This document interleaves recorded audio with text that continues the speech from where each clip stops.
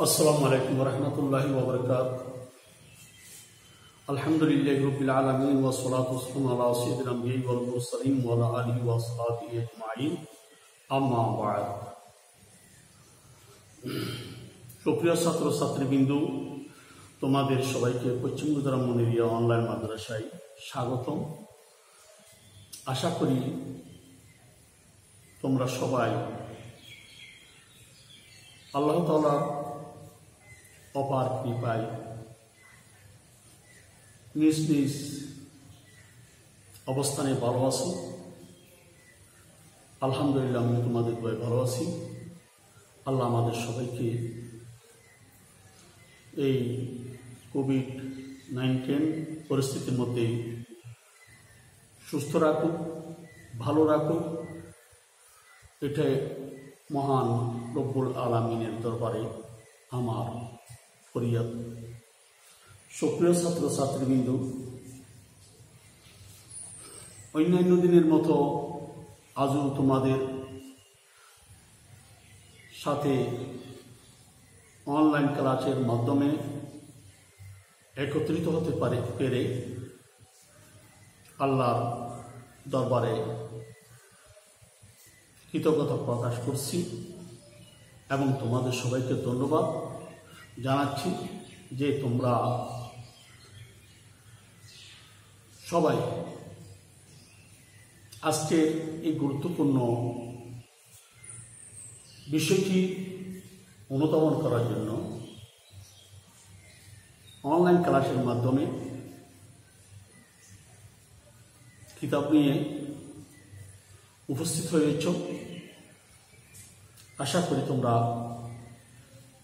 Class চলাকালীন সময় পর্যন্ত মনোযোগ সহকারে অনলাইনের মাধ্যমে ক্লাসটি আজকে যে বিষয়টি অনুধাবন করবে, অনুভব করবে, এই হচ্ছে তোমাদের প্রতি আমার পরামর্শ। আজকে আমাদের ধারাবাহিক আলোচনার পর শুরু হচ্ছে বাবুল ইহসান। আজকে আমাদের পড়া হবে বাবুল ইহসান সম্পর্কে। বাবুল ইহসান এর অর্থ হচ্ছে, অনুবাদ হচ্ছে বাধা দেওয়ার অধ্যায়। বাধা দেওয়ার অধ্যায়, বাব অর্থ অধ্যায়, আল ইহসান অর্থ বাধা দেওয়া। সুপ্রিয় ছাত্র ছাত্রীবৃন্দু, এই শব্দটি নিয়ে আমি তোমাদের সম্মুখে তোমাদের কাছে ব্যাখ্যা দিচ্ছি, মনোযোগ সহকারে একটু শোনো। ইহসানের সংজ্ঞা। ইহসান শব্দটি হাসরুন ধাতু হতে নিষ্পন্ন। ইহসান শব্দটি হাসরুন শব্দ হতে নিষ্পন্ন বা ইফআলের মাজদার। ইফআলুন আল ইফআলু আল ইহসান, সেই ওজনে ইফআলুনের ওজনে আল ইহসানু, এটা হচ্ছে মাজদার। এর আবিধানিক অর্থ হচ্ছে বাধা দেওয়া, নিষেধ করা, বিরত রাখা, প্রতিবন্ধকতা সৃষ্টি করা ইত্যাদি। আবার শোনো, আল ইহসানু শব্দটি বাবি ইফআলের মাজদার। এই শব্দটি আল ইহসানু শব্দটি হাসরুন শব্দ হতে নিষ্পন্ন, এটা বাবি ইফআলের মাজদার। ইফআলুন এর ওজনে। এর অর্থ হচ্ছে বাধা দেওয়া। এর অর্থ কি? বাধা দেওয়া, নিষেধ করা, বিরত রাখা, প্রতিবন্ধকতা সৃষ্টি করা ইত্যাদি। এটা হচ্ছে আল ইহসানের আবিধানিক সংজ্ঞা। আল ইহসানের আবিধানিক সংজ্ঞা হচ্ছে এটা। এখন শরীয়তের পরিভাষায় ইহসার কাকে বলে একটু দেখে নাও। ইসলামী শরীয়তের পরিভাষায় মুহরিম ব্যক্তি হজ ও উমরা পালন করা থেকে বাধা প্রাপ্ত হওয়াকে ইহসার বলা হয়। মুহরিম ব্যক্তি হজ ও উমরা পালন করা থেকে বাধাপ্রাপ্ত হওয়াকে ইহসার বলা হয়। কি বলছি আবার শুনুন। ইসলামী শরীয়তের পরিভাষায় ইহসার বলা হয় মুহরিম ব্যক্তি হজ ও উমরা পালন করা থেকে বাধাপ্রাপ্ত হওয়াকে ইহসার বলা হয়। উল্লেখ্য যে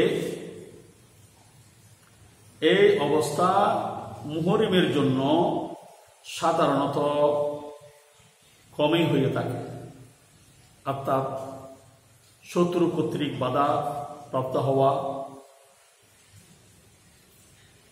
এটা খুব কমই হয়ে থাকে। তারপরও কখনো কখনো হওয়ার আশঙ্কা আছে বিদায় ফুকাহায়ে কেরাম এই অধ্যায়টি লিখেছেন। তাই এই অধ্যায়টি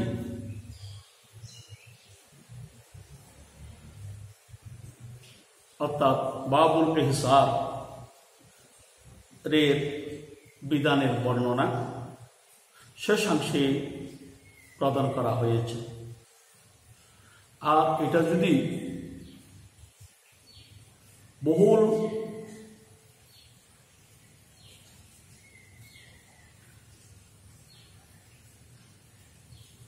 প্রচলন থাকতো, এটার যদি বহু প্রচলন থাকতো তাহলে এটা শুরুতে অথবা মধ্যে আনা হতো, কিন্তু এটা খুব কম হয়ে থাকে বিদায় এটা কিতাবের অত্র অধ্যায়ের কিতাবুল হজ্জের শেষ অংশে প্রদান করা হয়েছে। সুপ্রিয় ছাত্র ছাত্রীবৃন্দ, হয়তো তোমাদের মধ্যে কেউ প্রশ্ন করতে পারো যে হুজুর বাবুল ইহসার এই অধ্যায়টি শেষ অংশে কেন আনলো, প্রথমে আনলো না কেন বা মাঝে আনলো না কেন? তখন এই ধরনের প্রশ্নের সম্ভাবনা আছে বিদায় মুসান্নিফ রহমতুল্লাহ আলাই তার নিজ থেকে এই প্রশ্নের উত্তরটি নিজেই প্রদান করেছেন। আশা করি তোমরা এই বাবুল ইহসারের বিশ্লেষণটা ভালোভাবে বুঝে নিয়েছ। সুপ্রিয় ছাত্র ছাত্রীবৃন্দ, আমি আবার বলছি তোমাদেরকে, বাবুল ইহসার এর অনুবাদ হচ্ছে বাধা দেওয়ার অধ্যায়। ইহসারুন এই শব্দটি হাসরুন শব্দ হতে নিষ্পন্ন হয়েছে। এটা শব্দটি বাবি ইফআলের মাজদার, এর অর্থ হচ্ছে বাধা দেওয়া, নিষেধ করা, বিরত রাখা, প্রতিবন্ধকতা সৃষ্টি করা ইত্যাদি। ইসলামী শরীয়তের পরিভাষায় ইহসার বলা হয় মুহরিম ব্যক্তি হজ ও উমরা করা থেকে বাধাপ্রাপ্ত হওয়াকে বা অবরুদ্ধ হওয়াকে ইহসার বলে। মুহরিম ব্যক্তি হজ এবং উমরা পালন করা থেকে বাধাপ্রাপ্ত হওয়াকে ইহসার বলা হয়। উল্লেখ্য যে এই অবস্থা মুহরিমের জন্য সাধারণত কমই হয়ে থাকে, এই জন্য এই বিধানের বর্ণনা শেষাংশে প্রদান করা হয়েছে। সুপ্রিয় ছাত্র ছাত্রীবৃন্দু, আশা করি তোমরা সবাই এখন আরো ভালোভাবে বুঝেছ। এখন আমি এবারতের মধ্যে যাচ্ছি। এবারটা তোমাদের সম্মুখে আমি পাঠ করে শোনাচ্ছি, তারপর তার অনুবাদ করব। বিসমিল্লাহির রহমানির রহিম। ইন উহসিরাল মুহরিমু বিআদুবিন আও মারাদিন বাআসাল মুফরিদু দামান ওয়াল কারিনু দামাইনি ওয়া আইয়ানা ইয়াওমান ইউযবাহু ফীহি আলাউ ক্বাবলা ইয়াউমিন নাহরি হাযা ইনদা আবি হানিফাতা রাহিমাহুল্লাহু তাআলা ওয়া আম্মা ইনদাহুমা ফাইন কানা মুহসারান বিল উমরাতি ফাকাযা ওয়া ইন কানা মুহসারান বিল হজ্জে লা ইয়াজুজু যাবহু ইল্লা ফি ইয়াউমিন নাহরি। সুপ্রিয় ছাত্র ছাত্রীবৃন্দু, এই ইবারতের অনুবাদ করতে যাচ্ছি, তোমরা একটু মনোযোগ সহকারে শোনো। ইন উহসিরাল মুহরিম, যদি মুহরিম বাধাপ্রাপ্ত হয়, বে আদুবিন শত্রু কর্তৃক, শত্রু দ্বারা, দুশ্মনের দ্বারা, ও মারাদিন অথবা রোগের দ্বারা। ঠিকই, একটা হচ্ছে শত্রু, আদুবন শব্দের অর্থ শত্রু, মারাদন শব্দের অর্থ হচ্ছে রোগ। তাই যদি কোনো মুহরিম ব্যক্তি অসুস্থতার কারণে অথবা শত্রুর কারণে মক্কা গমনে বাধাপ্রাপ্ত হয়, বাআসাল মুফরিদু, তখন যদি সে হজ্জে ইফরাদকারী হয়ে থাকে, হজ্জে ইফরাদ আদায়কারী যদি হয়ে থাকে, তখন সে একটি দম পাঠাবে। বাসা শব্দের অর্থ পাঠানো। বাসাল মুফরিদু, হজ্জে ইফরাদকারী একটি দম পাঠাবে। তারপর ওয়াল কারিনু দামাইনি, আর যদি সে হজ্জে কারানকারী হয়ে থাকে, তাহলে দুটি দম মক্কায় প্রেরণ করবে, মক্কায় প্রেরণ করবে বা মক্কায় পাঠাবে। ও আইয়ানা, এবং নির্ধারণ করবে, ইয়ৌমান, একটি দিন, ইউযবাহু ফীহি, যেদিন দমটি জবে করা হবে। অর্থাৎ দমটি জবে করার জন্য একটি দিন নির্ধারণ করা হবে। আলাউ ক্বাবলা ইয়াউমিন নাহরি, আলাউ ক্বাবলা ইয়াউমিন নাহরে, যদিও সেদিনটি কোরবানির দিনের পূর্বে হয়, সেদিনটি কোরবানির দিনের আগে হলেও একটি দিন নির্ধারণ করবে যেদিন দমটি জবে করা হবে। হাযা ইনদা আবি হানিফাতা রাহিমাহুল্লাহু তাআলা, এই মোটটি হচ্ছে ইমাম আবু হানিফা রাহমাতুল্লাহ আলাইহির। আর ওয়া আম্মা ইনদাহুমা, আর সাহিবানের মধ্যে, ইনদাহুমার হুমার মধ্যে হচ্ছে ইমাম আবু ইউসুফ এবং ইমাম মুহাম্মদ সাহেব রাহিমাহুল্লাহ। এই হযরত দ্বয়ের মত হচ্ছে ফাইন কানা মুহসারান বিল উমরাতি, আর হজকারী যদি উমরা হজকারী হয়, উমরা হজকারী যদি শত্রু কর্তৃক অথবা অসুস্থতার কারণে বাধাপ্রাপ্ত হয়, ফাকাজা ইত্যাদি ইত্যাদি, তাহলে ওয়াইন কানা মুহসারান বিল হজ্জে, ওয়াইন কানা মুহসারান বিল হজ্জে, আর যদি সে হজ্জে বাধাপ্রাপ্ত হয়, লা ইয়াজুজু যাবহু, লা ইয়াজুজু যাবহু, দম জবে করা যায় হবে না, ইল্লা ফি ইয়াউমিন নাহারি, ইয়াউমিন নাহার ব্যতীত, ইয়াউমুন নাহার ব্যতীত তার আগে কোনো দম জবে করা জায়েজ নাই। সুপ্রিয় ছাত্র ছাত্রীবৃন্দু, তাহলে ইমামগণের মত পার্থক্য সহ এই পাঠটি তোমরা তোমাদের সামনে আমি উপস্থাপন করেছি। আশা করি তোমরা বুঝেছ। অর্থাৎ হজ বা উমরাকারী, কোনো ব্যক্তি হজ বা উমরা করার জন্য ইচ্ছা করেছে এবং ইহরামও পরিধান করেছে, এমত অবস্থায় সেই রোগাক্রান্ত হয়ে গেছে অথবা শত্রু কর্তৃক বাধা প্রাপ্ত হয়ে গেছে। এখন তার করণীয় কি?